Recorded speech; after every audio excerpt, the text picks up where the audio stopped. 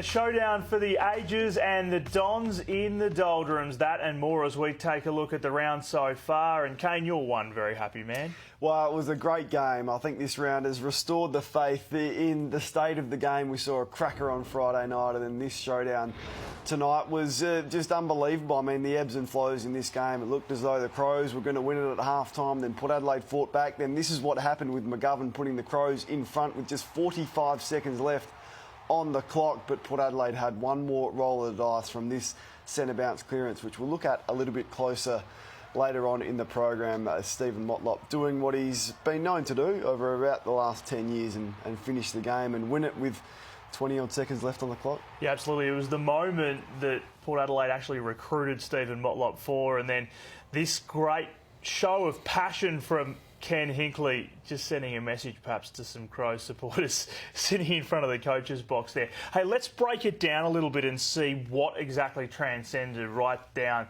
to the wire in this game, because it was pretty interesting to see. Mistakes from both sides here. Just couldn't believe Chad Wingard's decision here. There's about 1:30 on the clock here. Wingard gains possession across half-back. Ice the clock, take your time. He rushes it. He's got options behind him to take another minute or so off the clock, and that would be game over. Yet it's one of the dumbest decisions I've seen all year. He kicked it straight down the middle of the ground. The Crows turn the footy over at the contest, goes back inside 50. McGovern marks and kicks the goal. So at that point, Ken Hinkley would have thought the game was done. And then from the Crows' perspective, how did they let Stephen Motlop get the footy? Well, you train for this all pre-season, these situations. Now, there's two players on Motlop here. One is Douglas, one is Gallucci. We're following Gallucci here, who thinks that he's won the footy in the dying stages. He peels off as though he's going to get the footy. No one, neither Douglas nor Gallucci, pick up Motlop. And Jordan Gallucci is absolutely in no man's land. Now, game number 5, pretty harsh lesson for a player as inexperienced as him. But if there's a free player in the forward line, you've got 30 seconds left on the clock. He's as dangerous as Motlop. Go and pick him up. Put an arm across. Don't be peeling off looking like you want to get involved and get a kick yourself. All right, so that's how it all unfolded. But back in the third quarter, didn't this man make a statement, your Saturday star? Yeah, he won his third showdown medal, Robbie Gray, and just putting himself week by week up in the top Port Adelaide players of all time. So he's, 5 goals in the third quarter.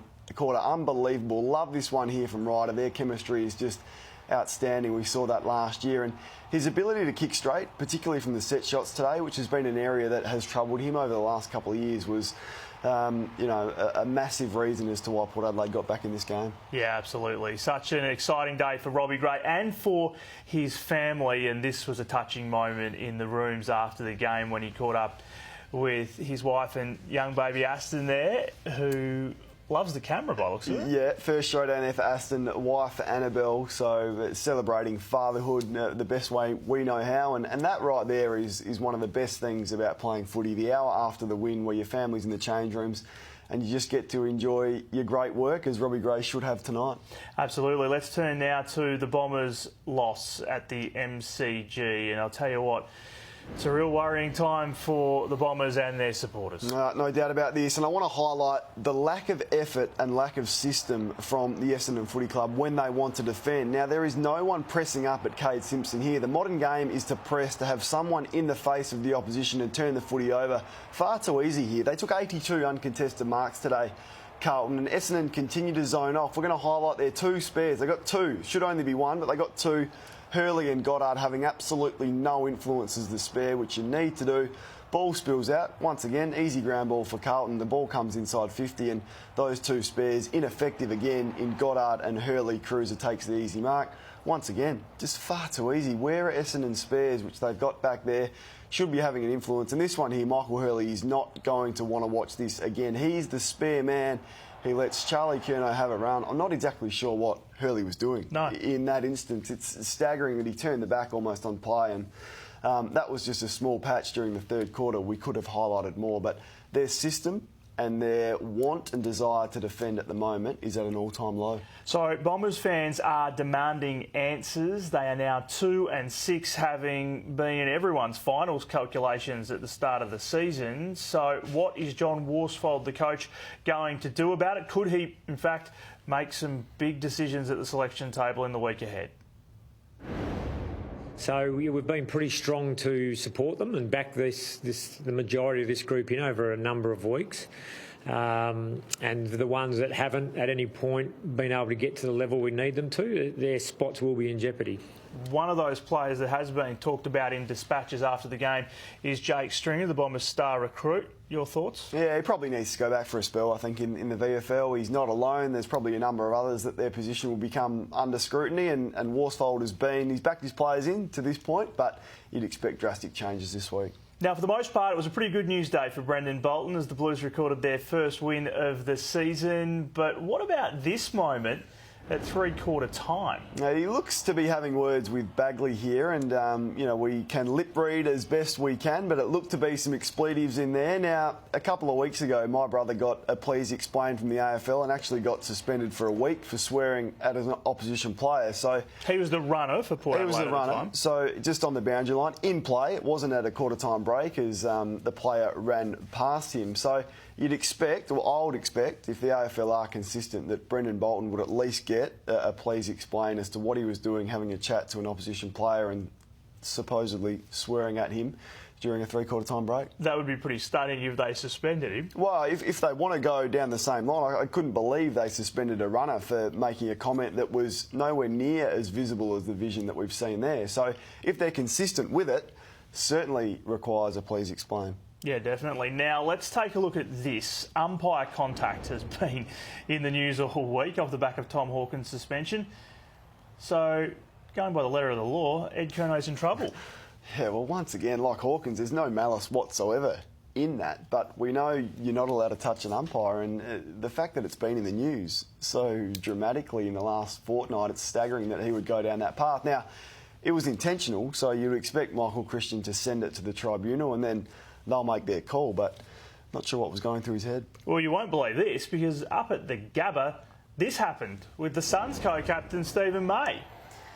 He's just demonstrating what he was doing in the action. Now, I think this one is a little bit different in the fact that I don't see that as intentional. I think the contact is more of an accident rather than Charlie Curno's. Now, once again, I don't think we want to see players reported for that, but they've got to be careful because we're seeing this far too often. There is a positive story out of the game from the Gabba. That's Melbourne's performance, and in particular the performance of this man, Tom McDonald. Oh, he's been a star forward. His ability to contested mark the footy stood out. Now, 5 goals today. He's been a revelation in the forward line. What he does that stands out is he rarely misses. So him and Jesse Hogan forming just such a nice partnership as key forwards down there. And when you generate as many inside 50s as what Melbourne did against Gold Coast today, it's a good time to be a forward. But Melbourne are really starting to come good and make a run towards the top 4. 69-point winners, the Demons over the Suns, who of course travel to China next week. Now, what about the West Coast Eagles? They travelled across the country to play Greater Western Sydney, and they had a very good day at the office. And in particular, Jack Darling, who was probably almost the contender for Saturday Star along with Robbie Gray. Absolutely. 4 goals again, career best form. He was on fire, especially in the first half. So his contested marking, his courage as we see here, what a mark that is. He goes back, he's accurate in front of goal.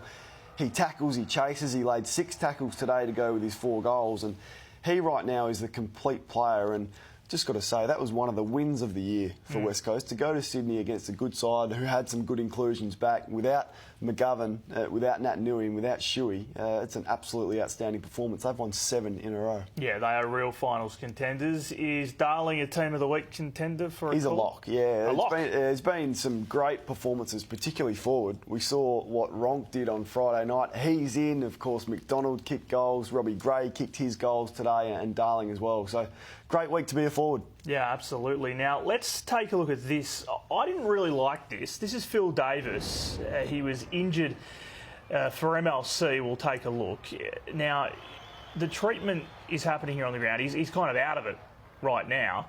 You can see what happened here. He actually caught the elbow of Darling. It was pretty innocuous. But I thought they should have put him on the stretcher here. He's completely out of it. Yeah, I think it's tough to be able to negotiate with someone who's under the weather like he was, and when you're feeling like that, sometimes you're very steadfast in wanting to get up and walk off. So I think the doctors erred on the side of caution. We'll support him off. If he doesn't want to go on the stretcher, we're not going to force him. I didn't really have an issue with. What I did have is his courage to go back after the kidney issues that he's had shows how courageous the modern day player are. I just thought it was an outstanding effort from Davis, albeit probably a little bit stupid to put himself in that situation for no real effect on the contest.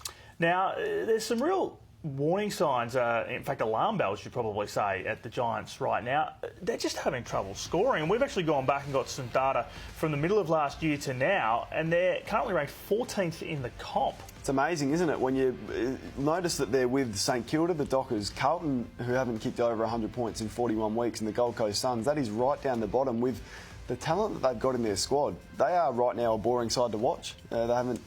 Well, that's their average score since round 15, as we said. So not all is well, I should say, with the Giants right now. Off the back of Nick Nananui's surprise suspension, at least in my view, this one caught our eye today. This is Elliot Yeo.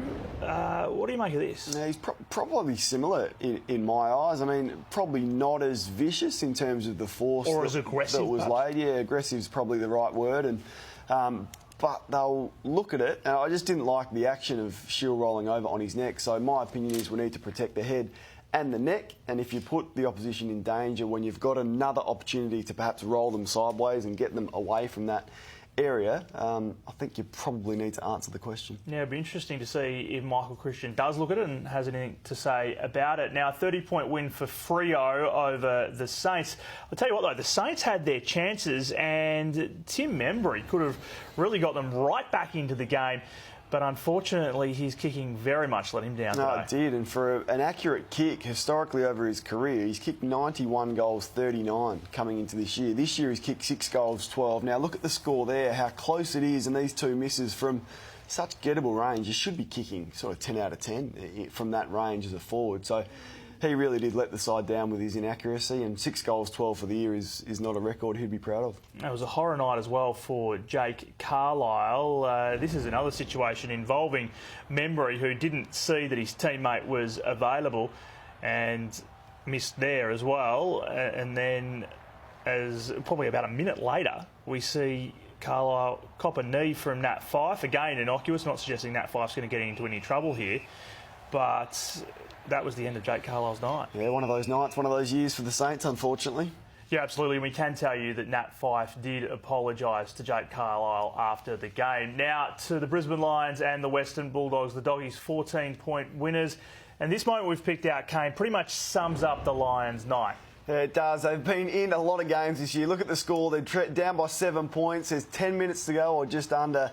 And Louis Taylor just mucks up the handball, trying to do the right thing and play on in the contest. But that cost them a goal. It went on to cost them the game. But the good news is they lost in a close one to Port Adelaide early on in the season. They lost in a close one last week. But these losses continue to mount up. And it looks as though this young side has just almost forgotten what to do when the contest gets tight in the last quarter. Now, on AFL.com.au and all the other media outlets, the Swans win over the Hawks has probably been overanalysed.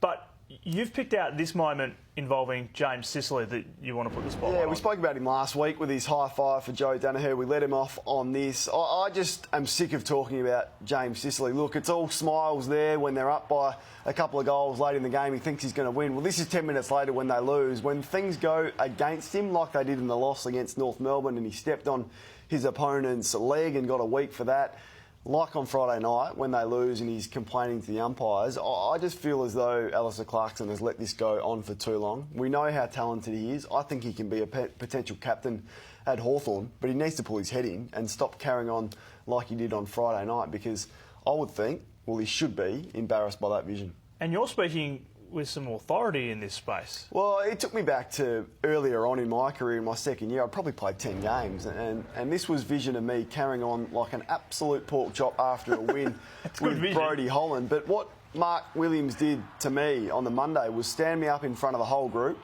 try and get me to explain what I was thinking and what was going through my mind and the ramifications that could have been, you know, if someone had got reported as a result of that and the scuffle that eventuated after, and since then I was petrified of doing anything like that. So Clarko wasn't strong when Sicily stepped on I think it was Atlee's leg against North Melbourne, and he's let this go on for far too long, I think, and he needs to stamp it out right now before it becomes a bigger issue than what it is. All right, let's take a look at the ladder. It's beginning to take shape midway through round 8, or 7 games into round 8, if you like, and the West Coast Eagles and Richmond there at the top, regardless of the result for Richmond on Sunday. A top-of-the-table clash next week between the Eagles and the Tigers. You can see as well that the bottom of the ladder is probably not going to move too much with St Kilda, Carlton and Brisbane. No, unfortunately, St Kilda have lost 7 in a row. The Bombers are in all sorts. Good to see Carlton get their first win. Congratulations to them. But Brisbane on the bottom. You would think that top 4 is going to stay the same. The games tomorrow, absolute crackers. North Melbourne taking on Richmond. Both sides in great form at Etihad. And then probably one of the games of the round, if not the game of the round, is Gary Ablett's Geelong taking on Collingwood at the G. Now, you're here. We're not going to turn this into the Port Adelaide show every week. We promise you that. But our social media team at afl.com.au captured this moment, the never tear us apart moment before the game. I think resonates with fans both at the Adelaide Oval and also watching on television. But this is an entirely different perspective for those of you who aren't able to be at the ground or even in the Port Adelaide cheer squad. This is one more thing before we go.